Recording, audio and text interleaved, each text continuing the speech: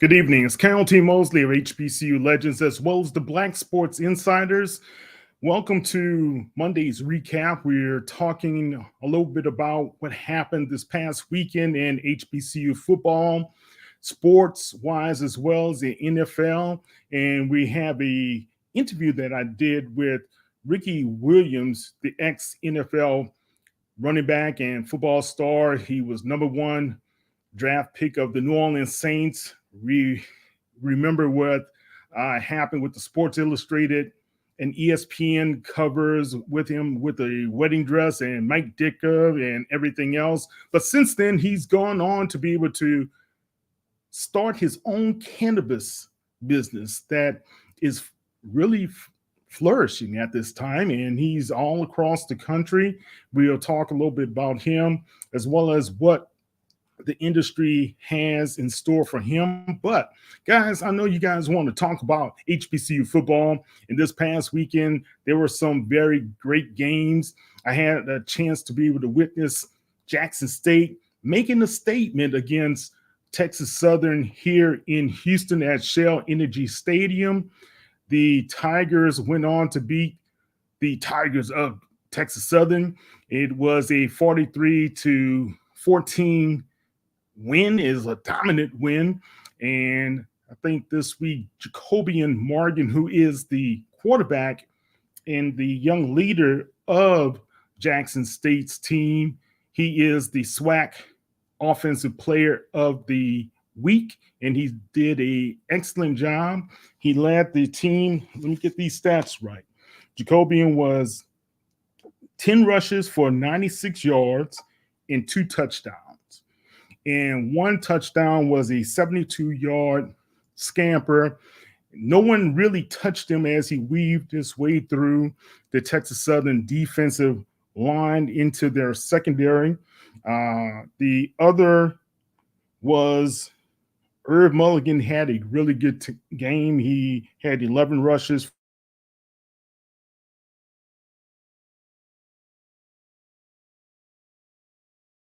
Times, 13 completions, 185 yards of offense, and 2 touchdowns through the air as well. I think I would like to have you guys take a listen to Coach T.C. Taylor, and Coach will talk a little bit about what happened in the game on Saturday. Defense tonight set the tone coming out of the gates. Yeah, I mean, this team is led by the defense. They did a great job. We got some really good players over there. We knew last weekend wasn't us, though. That wasn't us. We wanted to get back on track in this one right here. But very proud of Coach Quinn and the whole defensive staff did a heck of a job tonight. So, I can't say enough about them. They got turnovers tonight. We challenged turnovers. We talk about, tackling and everything. I mean, all phases, you saw the special teams right there. We had some explosive plays. So, we got a good football team. We just got to continue to work, put this behind us, and start getting ready for Alabama A&M on next week.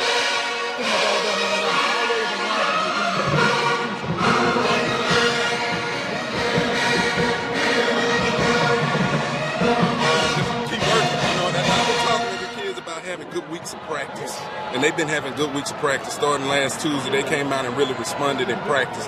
But this is going to be another good game right here in the Gulf Coast Classic. Coach Maynard is going to do a great job with those guys. I think we 2 up on them, 3 up or something like that. So they're going to be ready to go. So we got to, take this one, put it behind us, enjoy it, but get ready for a good football game. Ask this question. It seems as though you guys made a concerted effort to get the ball downfield, to go up top. Yeah. And the question is, was it the looks that they were giving you, or I got some guys that I need, some dudes I got to get them the ball down? And that's a great question because we're down our 3 starting receivers right now. Rico Powers is down, Fabian McCray, all conference guy, is down.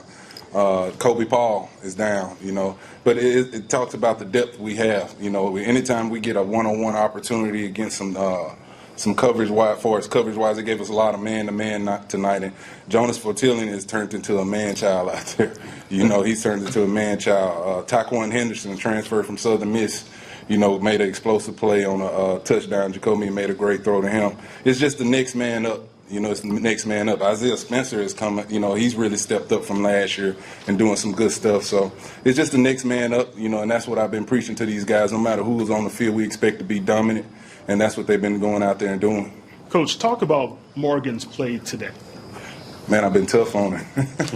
I think this week alone, how many yards you think you rolled? Probably over 1,000 yards this week alone. Yeah, I see it in him. You know, I really see it in him. He's responded, though. You know, I've coached a lot of really good quarterbacks in my years of coaching. No different with him, but he's got a ways to go, and I'm continuing to push him. He's still got a lot of learning to do, but very, very, very good quarterback, good leader, and he wants it. You know, he wants it. And that's what I try to tell him, you know, how to control that and all that, because I played it before. You know, I've done it. I've been a leader at the quarterback position and everything. But tonight he came out and did what we asked him to do. You know, all week long we talked about playing a 2-quarterback system. That was just, you know, we knew Jacobian was going to be the guy. You know, we knew he was going to be the guy, and he came out and responded. He made some great throws. What shocked me, I didn't know he could run like that. I didn't know he could run like that. You know, he really did a great job on that run, you know. So I'm excited about him, you know, just, you know, the growth of him and where he's going right now in the football player. But like I told him, we always take these games for what it worth. He did what he was supposed to do, and to understand that he got 10 other guys around him that went out there and, you know, helped win that game, as well as the defense and the special teams. Coach, I think we were all shocked by that run. I bet you didn't do that. You know, I want to ask you this question. At halftime, the game was 13-0. What was your message to your team coming out of halftime? I just told them, to be honest, I was happy about we didn't have penalties. You know, that's what the first thing I said, great half, and then we come out in the second half, and I think jumped real quick with 6-7 penalties. You know, really, and you saw me call the team up. You know, it was kind of censored at that moment, but they responded. But at the half, I told them, like, we're in control of this football game. We just got to continue to what we do. You know, Jacobian had the turnover in that first half. We take that away. We had an opportunity to throw another touchdown to Jonas. Between him and Jonas, they got to figure that out. But we were putting together some good drives. You know, defense was playing well. They shut them out, you know, and so you could see we would have an opportunity to win the football game. It was the same as last weekend. Don't find ways to beat yourself. You know, don't find ways to beat yourself. We know how good our football team is, our coaching staff is. So that's what I told them. Let's just go out here and finish, you know, in a disciplined way. Talk about your special teams unit. We got some good players over there. It goes back to our depth and the way we recruited. You know, we got some really good guys that, you know, play defense, offense. That could start on defense and offense. That's why you see the explosive plays over there. You know, that was a big deal for us last year, was our special teams. We wasn't very good on special teams. Coach Javance Jones, starting with him, you know, you talk about, I don't see how he wakes up with that kind of energy. You know? It's 24 hours a day, 7 days a week, and it's carrying over to the players. But we got some explosive players, man. You see they blocked the punt tonight. I was happy that. And then come back. Travis Terrell has just been waiting to blow up. You know, he's a freshman that has been waiting to blow up. I've been telling people about him. True freshman, you know, out of Atlanta. Anytime you can get him in space, and he's showing his strength levels and his big-time speed. So, you know, it was huge. It was huge. It was huge. And they got to continue to play that way. You know, those hidden points that we look for in our football team, and I challenged them about returning a kick today. I think Janalen Dupree had a big return tonight, too. He could have finished it, you know, but I'd be talking about he kind of shied away from contact at times, but he had a big return right there. I thought he could have cut that back in and gone score. So. But I'm very proud of those guys. It's a lot of young guys over there, too. A lot of young guys that's going to be really good for our program going forward. Sage, walk me through what you saw when you got that interception. It was in a cover 3 look. I just tried to maintain my guy, keep him in front of me. I don't know if you remember, but that quarterback made one of those, that same type of throw, but it kind of threw it out of bounds. So I was kind of getting ready for that same type of thing, but I knew he wasn't going to really make it out of bounds. So I'm trying to just put myself in position to make the play, and then everybody make good blocks to make sure I secure the catch. Coach, schematically, you guys brought a lot of pressure off the edges tonight. safeties who were walking up and getting free runs. Was that something you saw on film? Yeah, we wanted to put some pressure on the quarterback. That's what we built this thing off defensively. You know, that was going into this season. You know, reason that I believed in Coach Quinn. You know, I wanted to vamp up the blitz packages. You know, we got some guys that can really get home to the quarterback. You know, it's hard for opposing QBs to make it through games with us. I'm just being honest. You look week in, week out, they're knocking some dudes around out there. But yeah, we wanted to get on the edge. You know, Josh Nobles played well tonight. He's really turning into a force on that defense.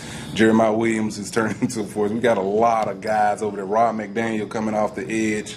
Reed Pulliam, you know, a big-time linebacker. So, yeah, anytime you got those kind of players, you want to scheme up and try to find a way. Assez had a big sack tonight, you know, just coming off the edge. It's been like that all year.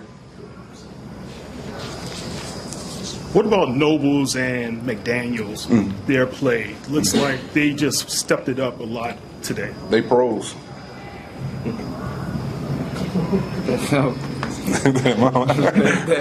The dudes are going to be pros. Like Josh Nobles is like one of the. He's just a pleasant surprise. But we've been seeing it all camp. They know it. He know it especially. You know what I'm saying? But Rod McDaniel getting a lot of looks, and you know, for him to come back home from Alcorn, he started out with us, left, went to Gulf Coast, and then went to Alcorn, and then come back home. You know, but those guys are pros. They do it. You see them do it the way they practice every day. The level of the level that they practice it, the speed that they practice it. When scouts come and see them, you could just see it, you know, firsthand. But their body says it, you know, they love the game, you know, as well as a bunch of other guys over there. But those two that you're talking about in particular are really good players for us. Those two fourth quarter touchdowns from Texas A&M, was there anything that they were doing that you hadn't seen at this point in the game, or what was No, that was on my football team. That was on these guys on the football team. We got a tendency of when we get up, we get relaxed. And that's what you saw tonight. That's why I called them up during the game and told them, like, fix this. You know, fix this. This is not us. This is not finishing football games. And that's something that we're going into the season again we talked about. But, you know, we got to find ways to dominate when we're up and continue to pull away from people. And after we had the talk, you know, you saw what happened. You know, we went out there, Jacoby, and had the long run. Defense shut them down. We had two big special team plays. So we just got to find ways to finish games and understand when we got people down, stay on the gas. Mr. Morgan, how do you feel like your play has evolved this season? Just learning from my mistakes. You know, last week went the best week, so I know I had all week to just, you know, perfect my craft and understand what I need to get better at. So this week it just showed everything I worked through last week. You mentioned resiliency with this team after winning your first conference game. What did you learn from your team tonight? I've been saying all along, so that we got a good team. You know, people were hard on this. Myself as a coach and this team last week. We heard the noise. Let me say that we heard the noise. You know, but we came back, like I said, and we just continued to work. We worry about the people that's in this building and the ones that matter, and that's my team and my coaches. But we heard the noise all week after that Gremlin loss, and we knew it wasn't us. We knew that wasn't us. We were going to come out and respond today in this football game. But I know what kind of football team we have here at Jackson State. I've been seeing it all summer. You know, I know how these guys work. I know the depth that we have. I know how hard our coaches are. You know, the long hours we put in. And when we do things right, we got a special football team. Coach, Jackson is a place where the noise can get loud. How do you close ranks? You can't break me. You can't break me. I told them that last night. I told the team, I told them at dinner last night. That was the first thing. You can't break me. The good thing about for me, you know, coming up, I came up in it. You know that. You know, as a player, they booed me, and then they would cheer me. Then they'll boo me again. And on my way out, they cheered for me. You know, I understand the love, but let me say this, though. It's the expectation. You know, they expect JSU to be great. And that's why I be so hard on these guys the way that I am. You know, and it's just about the work we put in and the things that they do on a day-to-day basis is going to matter. You know, when we came in here and we recruited the way we recruited as a coaching staff, the way that I brought this new staff in here, this is another new staff off of last year's staff, you know, we expect to be great. These fans expect us to be great. But, you know, we hear, like I said, we hear the outside noise. It doesn't bother us all because, like, when we playing our A game, everybody going to be happy. You know, we're going to win football games. Good? Yeah. Thank you. All right. Thank y'all, guys. When we come back, we're going to listen to Coach Dishman from Texas Southern, but we'll be back in 2 and 2.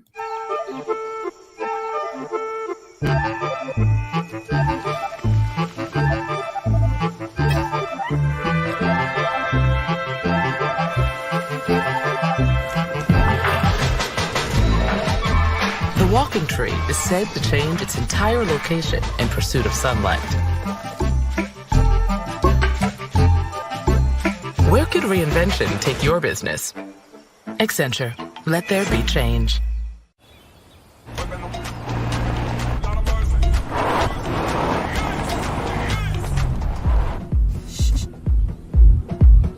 That way.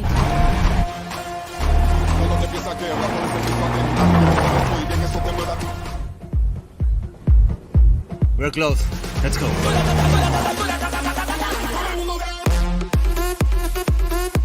With Nissan, fun has no limits. Hey, it's Jared. Let me show you how I created my dorm room vibe for less with Amazon. I have tons of different clothes. I have some pajama pants, more pajama pants. People say I have too much. I don't really listen to people. I love to journal. I got my gratitude journal, I got my mantra journal, and I got my 5-minute journal. And oh, I got a package from Amazon. Let's see what we got for today. This is perfect. This is my journal that I journal about journaling. Dear Diary, I wish I had more PJs.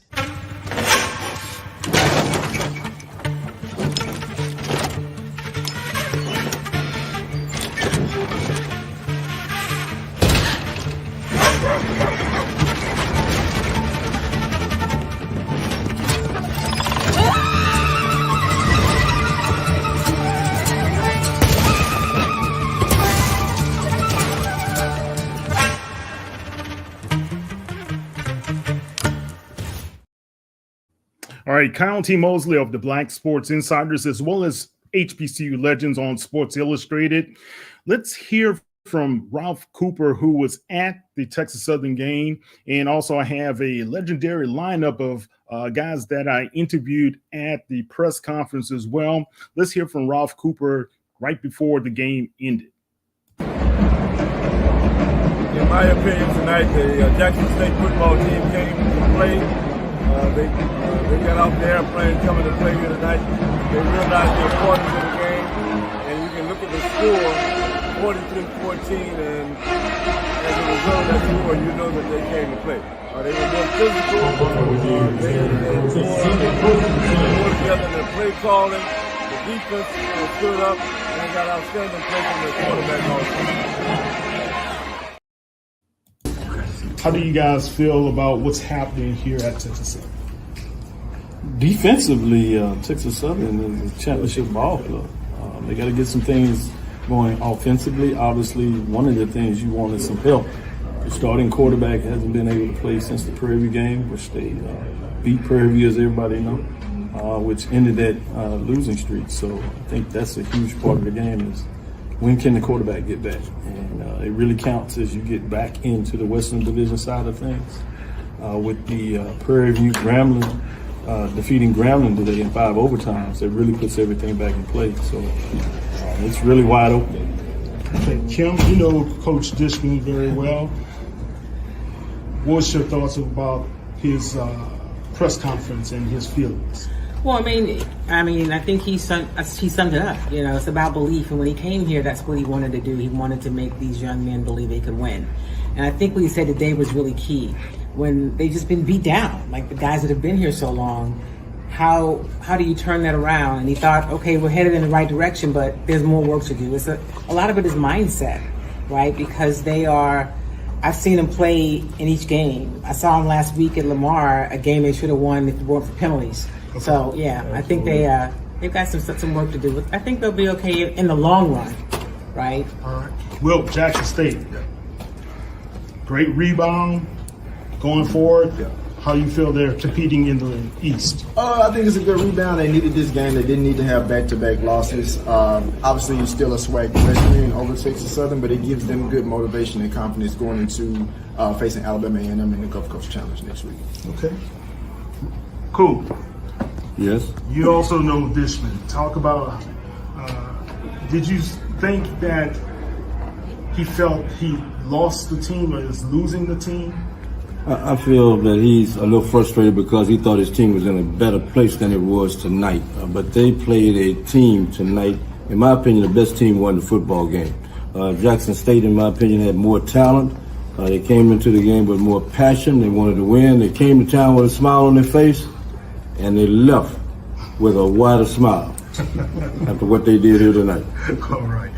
And last thing, Chuck, Jackson State, are they ready to be able to, are they looking like, they look like they're ready for prime time some days and some days they're not? Mm-hmm. Is consistency going to be the issue with this team? Yeah, I think consistency is going to be the huge thing. Obviously, this team has a lot of talent, but putting it together week in, week out is going to be huge for this Jackson State team because Coach Taylor, he mentioned it. He hears how loud the zeitgeist is when Jackson State loses a game. So it's going to be really interesting to see can this team week in, week out put solid games together where they don't beat themselves. All right, thank you. That's right. All right, that was Dr. Cavill, Kenyatta Cavill, Kim Davis, and Wilton Jackson, and Ralph Cooper, the legend from Houston, 55 years of broadcasting experience, Texas Hall of Fame broadcaster, and we had Charles Bishop from HBCU Sports Lab as well. And guys, let's just take a listen to what Coach Dishman had to say. And if something go down, it's going to go down my way, and only my way. My assistant coaches are doing a heck of a job of getting guys prepared to win. Where a guy's got to understand, they got to listen to their assistant coaches. They can't do it. There's no Burger King. You can go to Burger King and get everything. I want no pickles, no onions, no lettuce. This is not a Burger King situation. There's only one way to do it. It's grind, listen to your coaches, and do your job. If you decide not to do your job, then we have to get someone else who would do your job. I get emails. I get 10 to 15 emails a day from guys who's willing to come here and do that job. At least they say they're dogs, and yes, they can't do it. I don't know. But I'd rather take a chance from a guy who's hunting like that than a guy who always thinks he's on a team. We have open competition this week. Nobody's a starter. I have no starters. I have no quarterback. I have no offensive line, defensive line, running back. Nobody's starting this week. We're going back into the camp days, and we're going to grind, and we're going to get some starters. Coach, you stated that all your goals are still in front of you and that your team needs to believe. From this game, what do you think your team needs to do to take the next step so you can continue to reach your goal? I, as a coach, have to stay positive with it. I know I'm upset right now.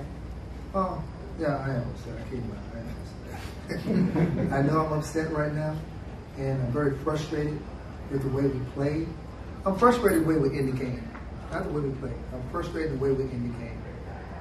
You know, guys are not paying attention on the sideline. We work the sideline substitution all the time, and for somebody all of a sudden now not there where he's supposed to be, that's look bad on the coaching. Even though we do coaching, and I keep telling them, I'm not taking a lot. Some stuff I would take, and I'm okay with it. That's what I get paid to do, to take the hard stuff, and I would take it. But some of the stuff is on you, bro. It's on you to get yourself out there and play. All right? He decided that he wanted to take himself out, so he decided he is now going to be looking for another job. As simple as that. You can't keep not showing up for work and expect to get paid. So you have to go look for another job. The long run by Jackson State's quarterback Jacoby Morgan, what was the our defense didn't communicate.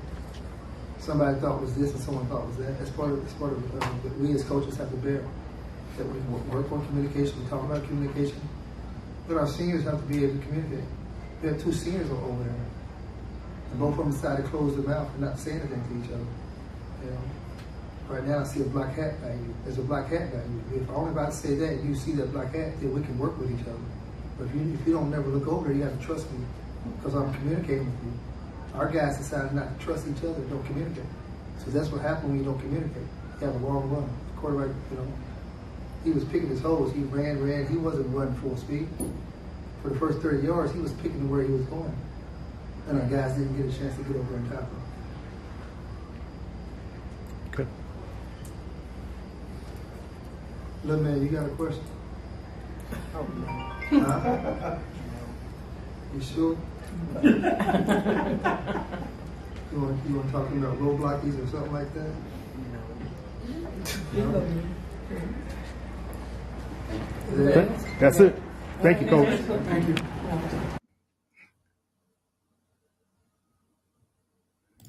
All right, guys, that was Coach Dishman trying to have some levity in a difficult situation after the team did not have a great showing against their opponents from Jackson State.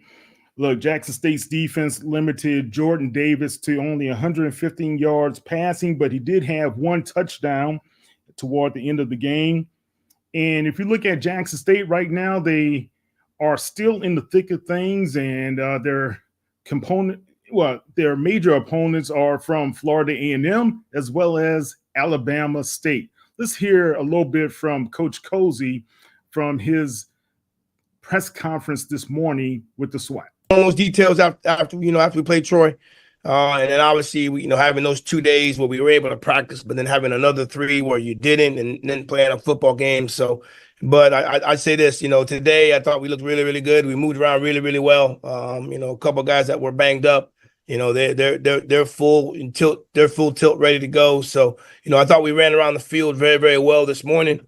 But obviously there is a little bit of a concern, but we treated it as a bye week as well, right? That's what it became. Therefore, working on treatment, obviously working on our safety as well.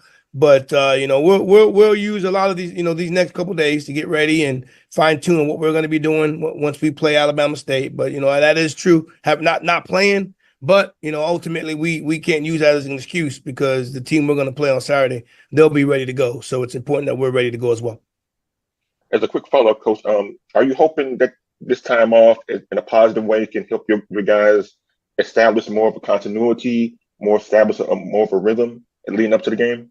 Well, it has. I will say this, the first 2 days that we did have, and obviously yesterday, obviously today, that's been our main point, right? Making sure we have our best 11 on the field, regardless of the situation, right? And, again, we've been minus a few guys, and now having those guys in like we did. We had them in last week, hoping to use them last weekend, but with the extra couple days, and now obviously these few days that we have, we're able to use those guys. We're able to put them in a situation where we can develop that rhythm. It's important for our quarterbacks. It's important for our linebackers with some of the D linemen that'll get a chance to play a heck of a lot more. So, you're correct in regards to the rhythm, but they got to get some game reps as well. And once we get those game reps, what's ultimately what happens Saturday, it'll continue to help us. But getting those game reps will be important for us as well.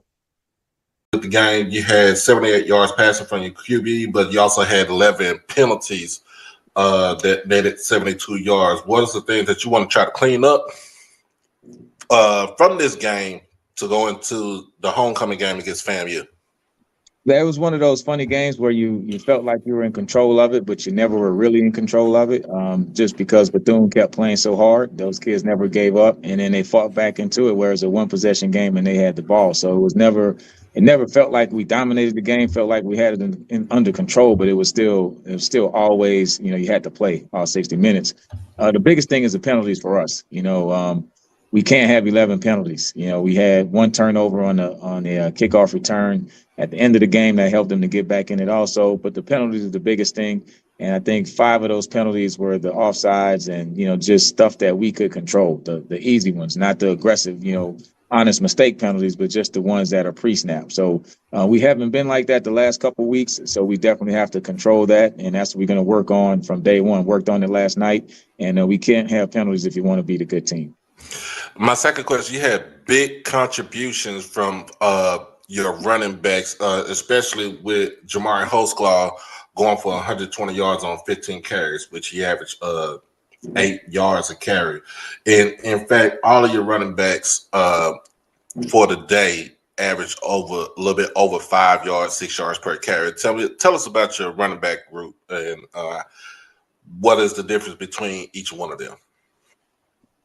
Yeah, I think it all starts up front. We know running the football is a mindset, it's an attitude. And so that's where it starts with the guys up front. So they did a great job. And so it really is done. Center been playing, starting in the conference for the last 4 years. It kind of gets it going up there. But yeah, Holzclaw is kind of can do everything. He's a quick, fast, powerful guy. Gates is probably more of a speedster.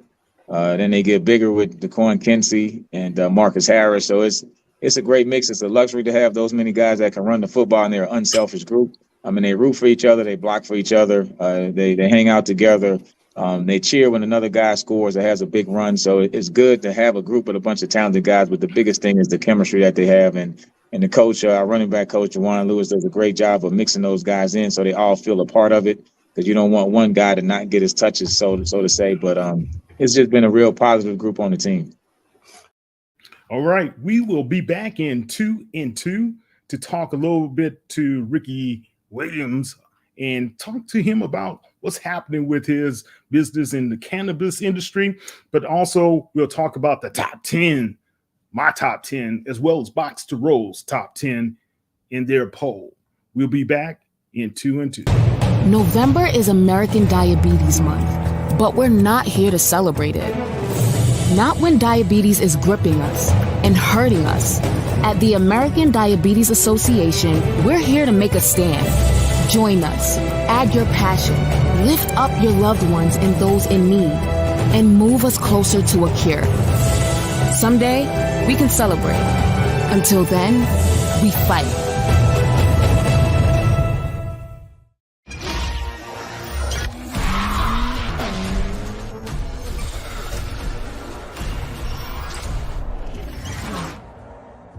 Visit your local Acura dealer for attractive offers on a new vehicle.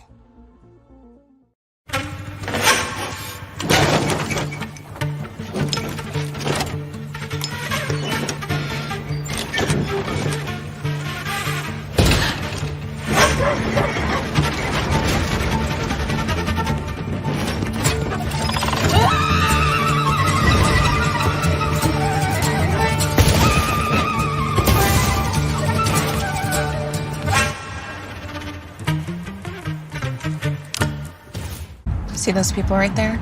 Mm-hmm. When they get inside and find out this place doesn't serve food, they're gonna wish they had done this. Facts. Get one favorite like a Big Mac or Quarter Pounder with cheese and get another for just $1 right now at McDonald's. This is how it starts with the 2023 McDonald's Change Leaders. 10 young Black visionaries who are starting something and changing everything. Find out what they're up to at mcdchangeleaders.com. No charger?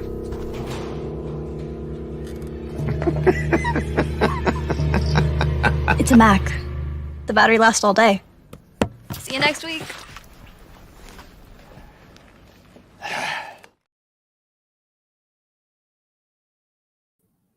One of the more talented teams that we have out there is the Grambling State Tigers. They went against Prairie View, and it was a dramatic State Fair Classic. Those guys went down. Miles Crowley brought them back, tied up the game. Prairie View, they finally prevailed after 5 overtimes, 36-34. It was a great game, but it also helped the Prairie View Panthers get back in the thick of things in the SWAC West. Grambling took a little minor hit.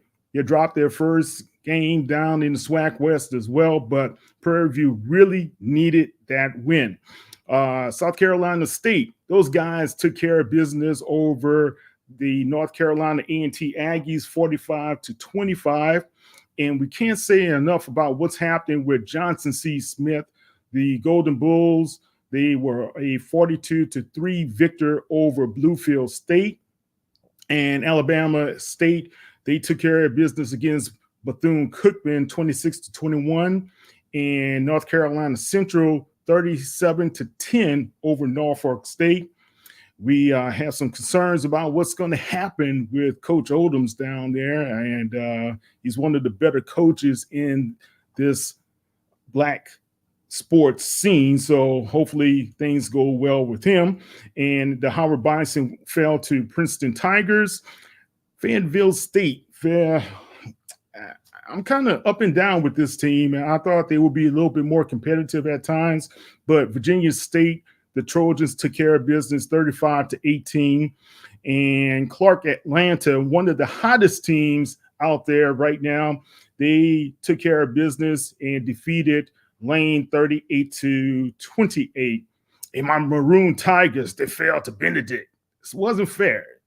Benedict, you didn't have to do that to Morehouse. Please don't do that to my Tigers. 21-5.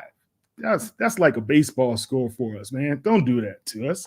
And Virginia Union, they really made a statement defeating Shaw 42-7.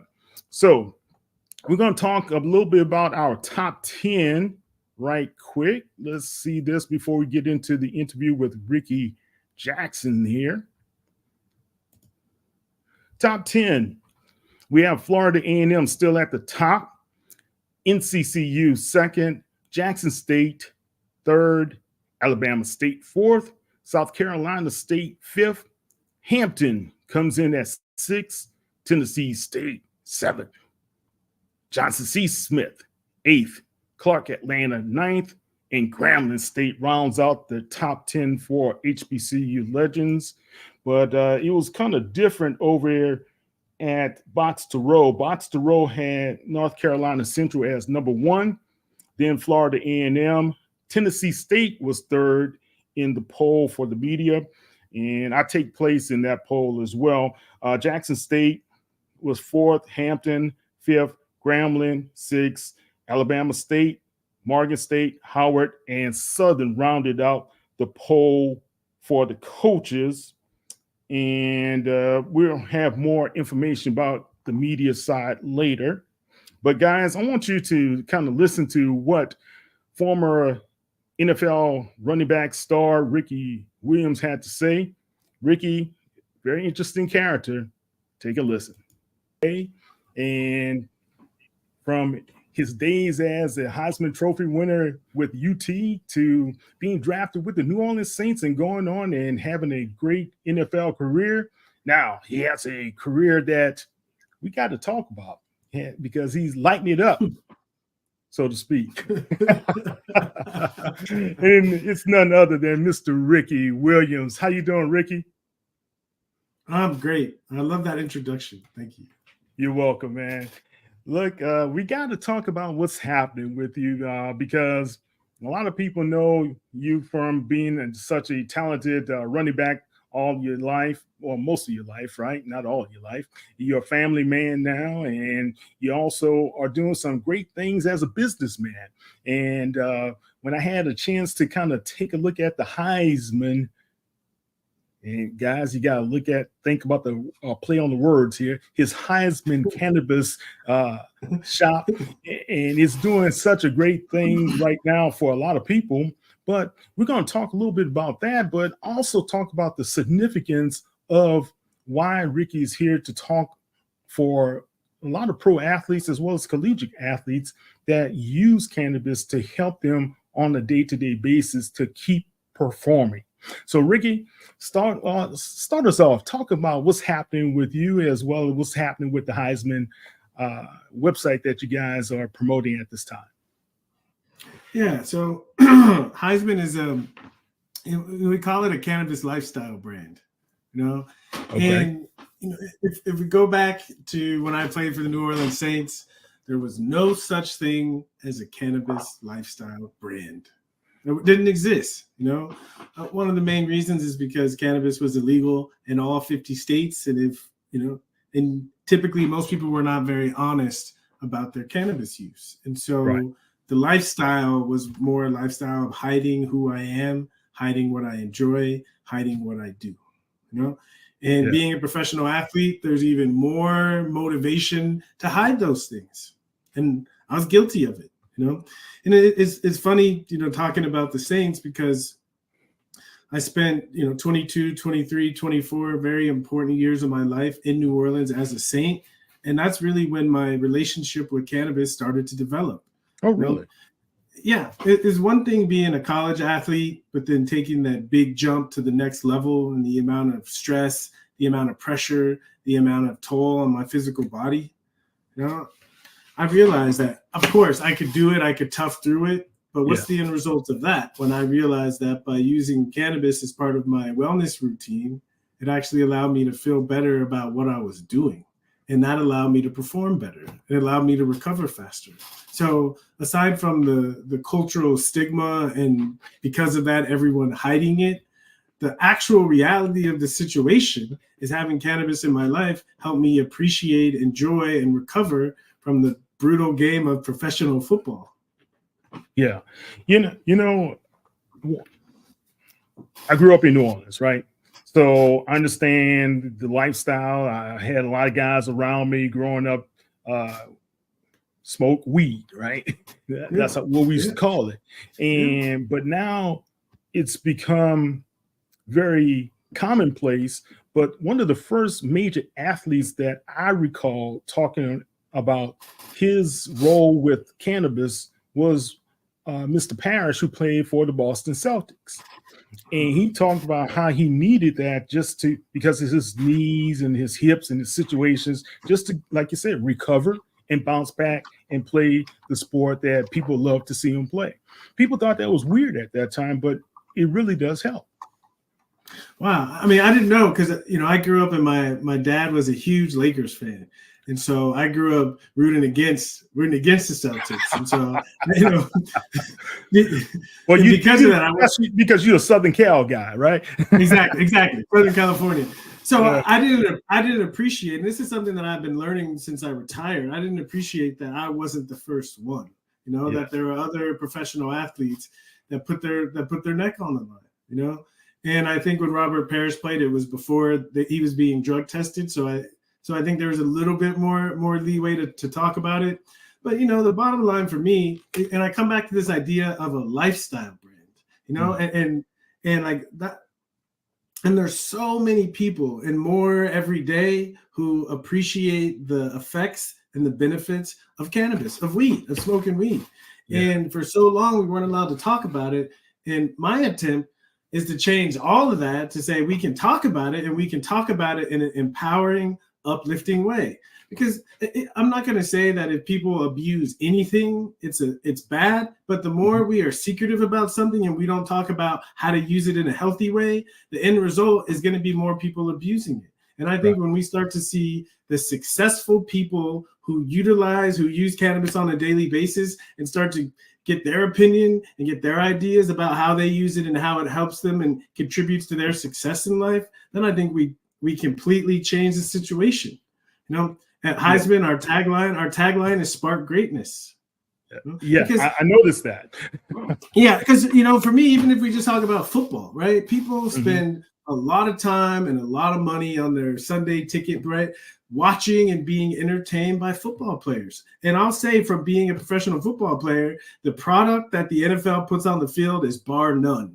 It's right, because they know how to create really good football players. But the reality is we're not chess pieces. We're human beings. And to be so good at something requires a whole lot of stress.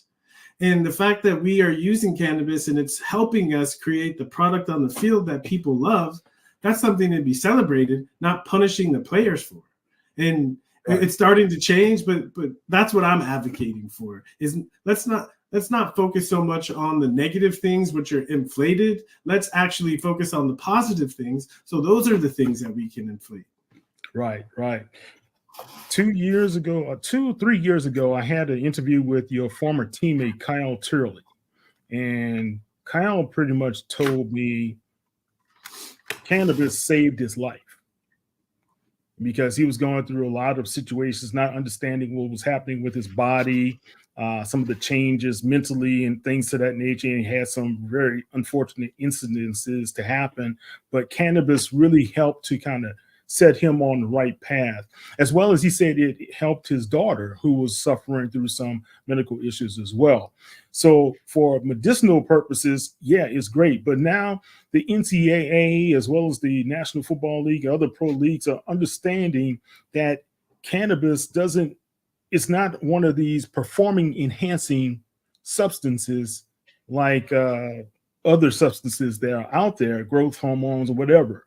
So it's been groundbreaking now that the NCAA is voting that players can participate in the Division One championship series as well as the postseason, and not have the drug test go against them if they are found to have cannabis in their system.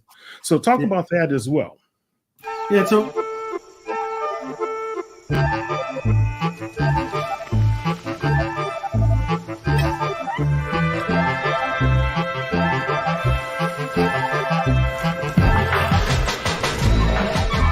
the walking tree is said to change its entire location in pursuit of sunlight. Where could reinvention take your business? Accenture. Let there be change.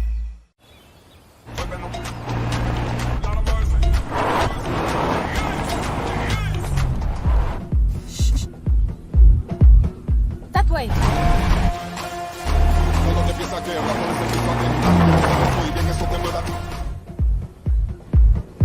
We're close. Let's go.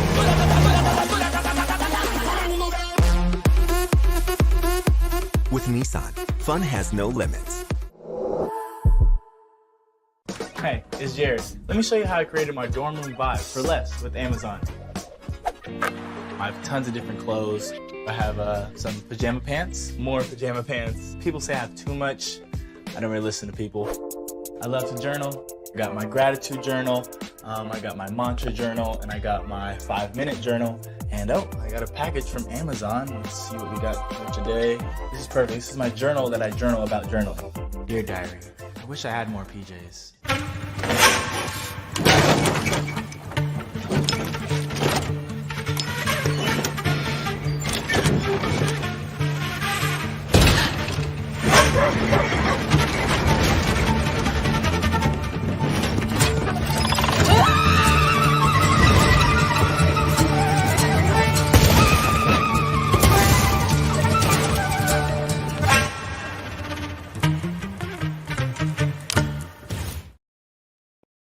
who lost a year of eligibility because they flunked a piss test for cannabis. And I saw two players, no doubt, NFL level ability, and I saw both of their careers shortened and, dare I say, ruined by the testing policies. Wow. So it's a big deal. But to me, the biggest issue, the bigger issue with this, because only a small percentage of collegiate athletes are over the age of 21. And there's a larger percentage that live in legal states. So, applaud to the NCAA. But for me, what's more powerful is this conversation, right? And the conversations that are happening because of what the NCAA did. And it's a big step in normalizing cannabis. Right. So for that, it makes me extremely proud and happy to be associated with the NCAA. Well, that's awesome. I got to ask this: since you're an advocate, has anyone from the governing bodies come to you or approach you? Since you have so much influence and knowledge of the use of cannabis, have they come to you to say, "Hey, what's your thoughts, Ricky? How can they help the players?" Or has anyone in professional leagues come to you? Yeah, I've had many conversations, but in my advocacy, most recently, I've taken a couple of trips to Washington, D.C. and sat with senators and Congress people and had a frank conversation just to get a sense of where are they on legalization, right. And it was cool. It was a cool experience. I think growing up, I remember being in the 6th grade and watching something about I think it was Dukakis Bush election when I was in the 6th grade. And I remember watching that and thinking to myself, a Black person will never be president. I don't even need to watch this stuff, And as time has changed, we've had an African-American president, but yes. And so, that kind of opened the door for me to take politics more seriously. And then spending some time in DC and realizing, it's funny to say, but realizing that politicians are human beings too, and that there's some of them that actually care. And I was blown away at the what I saw and the conversations I had with people on Capitol Hill. And I also appreciate it's difficult to get things changed, in a big country like this. But the fact that I was able to have real life conversations about smoking weed inside, the Capitol building, that was awesome. You know, so Yeah. I have faith that things are going to move forward, and I think the key really is people like myself who have genuinely been touched in positive ways and who have had some level of success. Just to be honest and tell the truth, just tell the story about how they use cannabis. Yeah, yeah, that's great, man. Your transparency has always been kind of I wouldn't say avant-garde, but it's been refreshing. How about that? It's been refreshing because when it came to mental health, you were one of the first players that I knew, especially associated with the New Orleans Saints, that addressed your situation, right? And then you took some time off for yourself, right?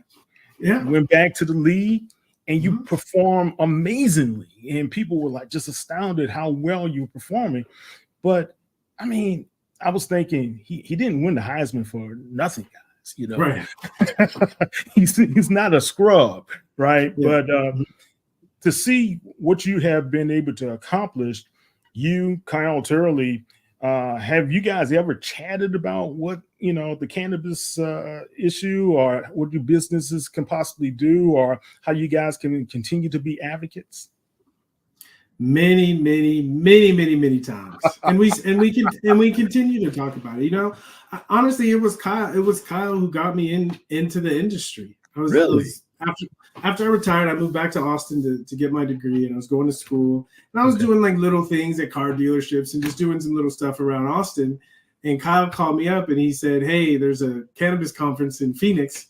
Why don't you come out and tell your story?" You know, and I was thinking about it might ruin some of the stuff that I'm working on in Austin, and so I declined. I said, "I'm good." But thank you. You know, and then I hung up the phone and I started thinking, and two thoughts popped into my head. The first thought was, there's cannabis conferences, you know, at convention centers. Like, wow, you know. And then the second thought was, you know, what am I afraid of? Everybody knows that I smoke weed anyway. And so I picked up the phone and I called Kyle back and I said, "Tell me when, tell me where, and I'll be there." Wow. And it was a wonderful decision because it was the first time that I sat in front of people in public and told my story. Yeah. So how did they receive it? And I guess not how did they receive it. What were you more surprised about how they received it? Yeah, great question. So my mom has a saying. She says, "Go where you're celebrated, not where you're tolerated." So I finished giving my talk, right, and then I started walking because it was a convention. So I started walking around the convention, and probably 20 people came up to me and told me stories about earlier in their life how I inspired them. You know, that because they were at a cannabis conference or they're into cannabis, but teachers, parents giving them a hard time. And when I did what I did, they could all say, "But look at him, you know, he's a professional athlete and he could do it." So I was like, wow, people get it, you know, and I'm kind of a hero to these people. Where I was used to, from the NFL side, I was the one who threw it all away. And so to have that different experience and to realize that there are people who love this plant who don't have a community and don't have a lifestyle, you know, and don't have any like guidance or inspiration in this direction, right? And so I realized I can build off of my story and help provide that for people. Yeah. You have, man. You have given people a platform to say, like you say, it's okay. It's okay because everybody. I used to have this argument when I was in college. I said, how many times do you hear someone had a automobile accident because they were smoking weed versus how many times you hear them have an automobile accident because they were drinking alcohol? Right. And I said, we're really missing it by focusing on weed versus alcohol being more of a troubling substance at this time. And I'm glad right now, moving forward, all my old almost 60 years here on earth, I can see where people are now accepting and understanding that this can help a player, an athlete, or a student athlete to be able to continue to give us, like you say, the thrills of the sport versus to just sit on the sidelines because they're confined by societal norms or whatever. So I applaud you, man. I applaud you. Yeah, look, Kyle was a very interesting story when he talked about why, but the thing that got me with Kyle was the fact that you could tell he was going to be that gladiator moving forward to try to push it along. And a few years later, I'm glad to see this and be able to have this conversation with you as well. So talk about this was great. Yeah, this is great. Thank you. You're welcome, man. Talk about Heisman, and that's HIGHSMAM, guys. And it's not like his Heisman Trophy, but talk about your website. I went on there. I was trying to scope out your products. You got pregame, you got halftime, you got postgame. Talk about those products for the people. Yeah, so the main idea, like we've been talking about Heisman. We've been talking about Heisman the whole time. Yeah. Because I see so many people and they create a brand. And they create a brand as something that's outside of themselves, right? And for me, I was thinking a brand should be something that someone can connect to. And so I tried to create Heisman as a brand that's really about my lifestyle. And that lifestyle means, doing everything I can to be the best person that I can. And for me, that includes a Heisman cannabis in my regimen.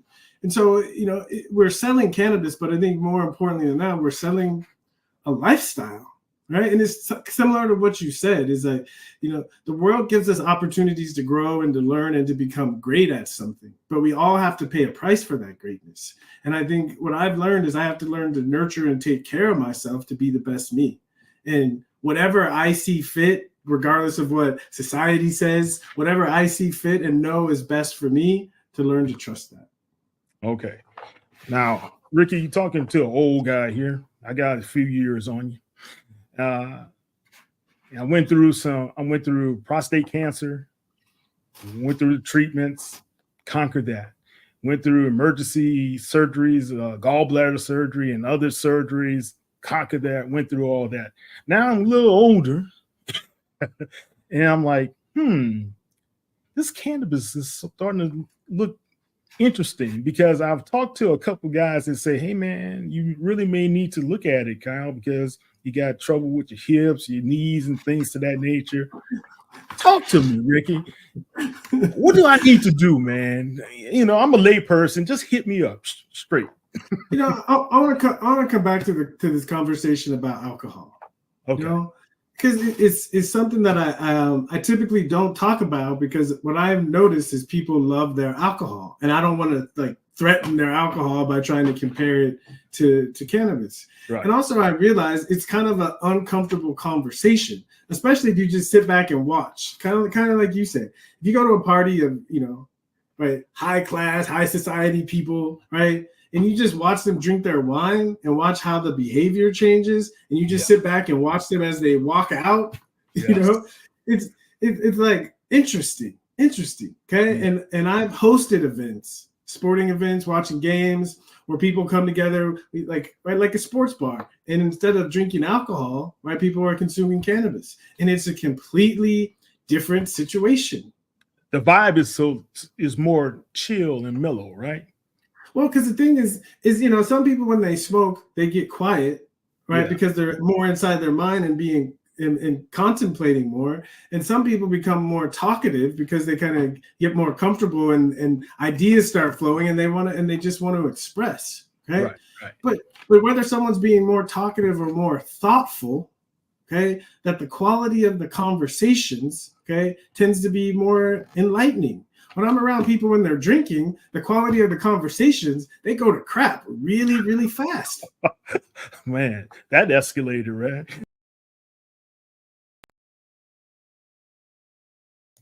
All right, guys, Kyle T. Mosley. We'll have more of that conversation with Ricky Williams on our Black Sports Insiders YouTube website, and you can be able to check it out also on HBCU Legends on YouTube as well. Before we get off the line, I will be at Alabama State's homecoming, as they welcome the FAMU Rattlers. So that's going to be a great one, man. It's going to be a great showdown. You guys got to be there, but don't forget to check out some of our fellow programs Check out Nick Eaton, Around the Block, In the Quad, as well as those guys from She Loves Thee, and that's Willamone, and those guys are taking over Around the Block, and they had a good show today, so check them out every week as well. But I would like to see you guys, if you're going to be at Alabama State at the homecoming this weekend, hit me up, let me know what's going down, so I could be able to have some fun, but do some great reporting on the game. I'm Kyle T. Mosley, HBCU Legends, as well as Black Sports Insiders. Check us out at HBCU Legends. Take care and have a good night.